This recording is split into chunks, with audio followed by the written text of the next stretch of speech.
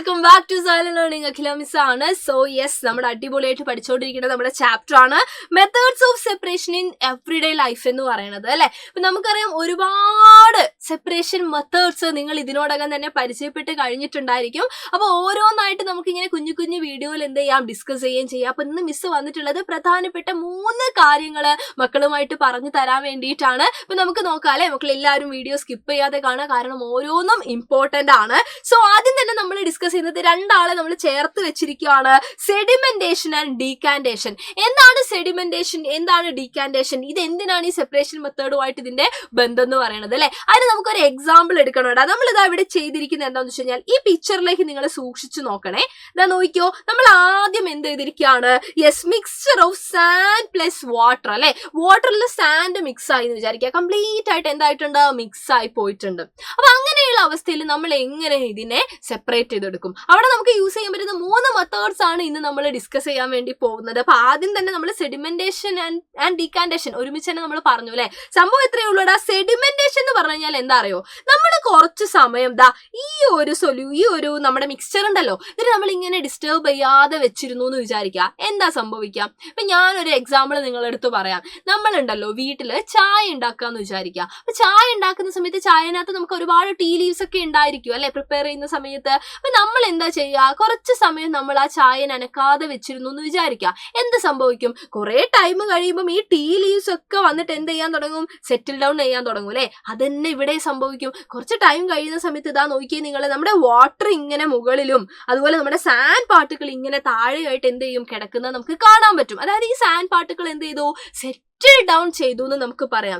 ഇങ്ങനെ settle down ചെയ്യുന്ന ഈ ഒരു പ്രോസസ്സിനെയാണ് നമ്മൾ എന്ത് വിളിക്കുന്നത്, സെഡിമെന്റേഷൻ എന്ന് നമ്മൾ വിളിക്കുന്നത്. അപ്പൊ ഈ ഒരു പ്രോസസ്സാണ് എന്താ, സെഡിമെന്റേഷൻ അല്ലെ. അപ്പൊ ഞാൻ ഇവിടെ നമുക്കൊന്ന് മാർക്ക് ചെയ്ത് വെച്ചേക്കാം. സെഡിമെന്റേഷൻ എന്താണ്, ഈ ഒരു പ്രോസസ്സാണ് അല്ലെ. ഈ ഒരു പ്രോസസ്സ് എന്ന് പറഞ്ഞു കഴിഞ്ഞാൽ കുറച്ചും കൂടെ ഇതിന്റെ അകത്തേക്ക് ഞാൻ മാർക്ക് ചെയ്യാം. അതായത് ഈ പറയുന്ന പാർട്ടിക്കിൾ, ഹെവി ആയിട്ടുള്ള പാർട്ടിക്കിൾ എന്ത് ചെയ്തു, സെറ്റിൽ ഡൗൺ ചെയ്തു അല്ലെ. എന്നാൽ എന്താ ഡീകാന്റേഷൻ? എന്തിനാ അപ്പൊ സെഡിമെന്റേഷനും ഡീകാന്റേഷനും നമ്മൾ ഒരുമിച്ച് പറഞ്ഞേ?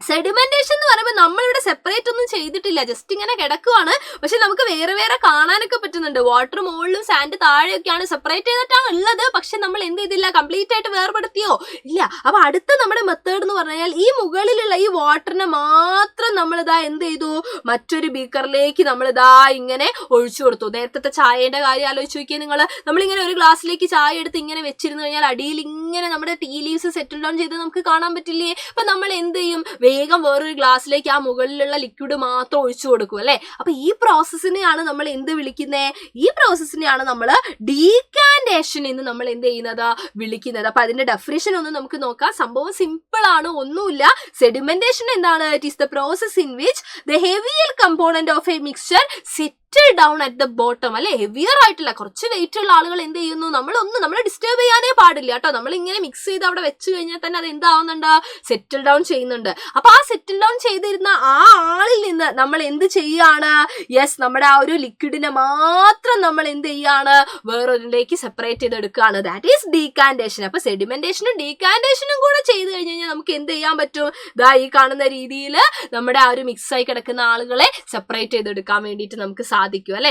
എന്നാൽ ഇതിനേക്കാളും മികച്ച ഒരു മെത്തേഡാണ്. ഇപ്പൊ തന്നെ നിങ്ങൾ ആലോചിച്ചിട്ടുണ്ടാവും, ഞാൻ ടീ ലീവ്സിന്റെയും ടീന്റെ ഒക്കെ കാര്യം പറഞ്ഞപ്പോൾ നിങ്ങൾ ആലോചിച്ചിട്ടുണ്ടാവും, ഒരു സ്ട്രെയിനർ യൂസ് ചെയ്തിട്ട് അങ്ങ് ഫിൽട്ടർ ചെയ്തെടുത്താൽ പോരെ അല്ലെ. അങ്ങനെ ഒരു ചിന്ത നമ്മുടെ ഉള്ളിലേക്ക് വന്നിട്ടുണ്ടാവും. കാരണം നമ്മളെ വീട്ടിൽ ഞാൻ നേരത്തെ പറഞ്ഞൊക്കെ നമ്മൾ ചായ കഴിക്കുമ്പോഴാണ് അല്ലെ, ഒരു ഗസ്റ്റ് ഉണ്ടെന്ന് വിചാരിക്കുക, നമ്മൾ അങ്ങനെയാണോ അവർക്ക് ചായ ഉണ്ടാക്കി കൊടുക്കുക? അല്ല, നമ്മൾ എന്ത് ചെയ്യും, കൃത്യമായിട്ട് ചായയൊക്കെ പ്രിപ്പയർ ചെയ്ത് കഴിഞ്ഞാൽ ടീ ലീവ്സ് കളയാനായിട്ട് നമ്മൾ എന്ത് ചെയ്യും, ഒരു സ്ട്രെയിനർ എടുക്കും. എന്നിട്ട് നമ്മൾ അതിൽ കൂടെ എന്ത് ചെയ്യും, ഒഴിച്ചു അല്ലെ. അപ്പൊ എന്നിട്ട് നമുക്ക് ആ ടീ ലീവ്സ് ഒക്കെ നമുക്ക് അവിടെ കിട്ടി, താഴത്ത് നമുക്ക് ചായ മാത്രം കുറച്ചും കൂടെ ക്ലിയർ ആയിട്ട് നമുക്ക് കിട്ടി അല്ലെ, നേരത്തേക്കാൾ കൂടുതലായിട്ട്, അങ്ങനെയല്ലേ. അപ്പൊ അതാണ് filtration. The method is used to remove insoluble component with the help of a porous filter അല്ലെ. ഒരു ഫിൽട്ടർ യൂസ് ചെയ്ത്, ആ ഫിൽട്ടർ എന്ന് പറയുമ്പോൾ എന്ത് വേണമെങ്കിലും ആവാട്ടോ.